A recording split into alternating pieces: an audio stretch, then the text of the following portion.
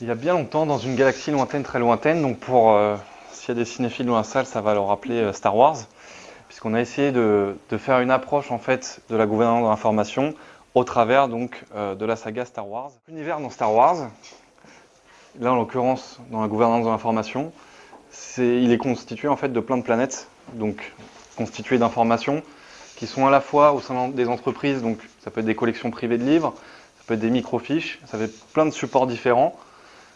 De l'art, ça peut être des journaux, vraiment tous les supports qu'on peut avoir qui vont contenir des données, que ce soit physique ou électronique. On a une planète qui est plus importante que les autres, qui est aujourd'hui la planète des données numériques, dans laquelle on a une croissance exponentielle en fait de ces données et qui va évoluer avec le temps. Vous verrez à chaque fois, en fin de slide, vous aurez un petit commentaire qu'on a essayé de reprendre de chaque film pour essayer de synthétiser chacune des slides. Et si on vous disait que maintenant la République était sous le contrôle d'un seigneur des ténèbres pour gouverner justement peut-être toutes ces informations et qu'il fallait travailler pour ramener le côté obscur de l'information vers la force. Les entreprises maîtrisent seulement 20 à 30% de leurs informations. Donc pour reprendre l'image de l'iceberg, cette partie-là effectivement est visible, donc c'est les 20 à 30% et tout le reste aujourd'hui n'est pas maîtrisé. Donc notre défi, c'est d'amener justement une maîtrise de ces informations-là le mieux possible et d'accompagner, en l'occurrence, nos clients sur ces sujets. Ce qui est à retenir, c'est qu'elle repose en fait sur 3 piliers. La première, qui est la contribution, c'est-à-dire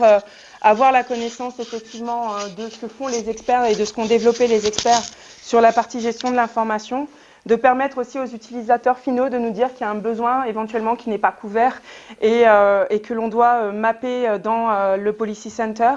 Une partie organisationnelle qui va être de définir une façon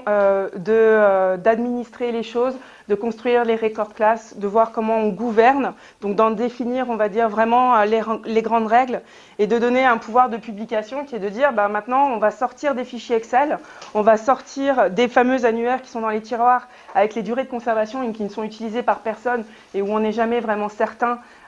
du fait qu'on a la dernière version entre nos mains et offrir un outil qui va permettre la publication à une large échelle jusqu'à l'utilisateur final pour peu qu'il soit habilité à avoir accès. Et en fait, en quelques clics, en caricaturant à peine, c'est de permettre en fait à n'importe quel utilisateur d'une entreprise de pouvoir consulter quelle est la durée de conservation et le cycle de vie qui est à implémenter au sein de l'entreprise dans laquelle il doit tenir son poste et dans lequel il est responsable de certains documents pour la personne morale, pour l'entreprise.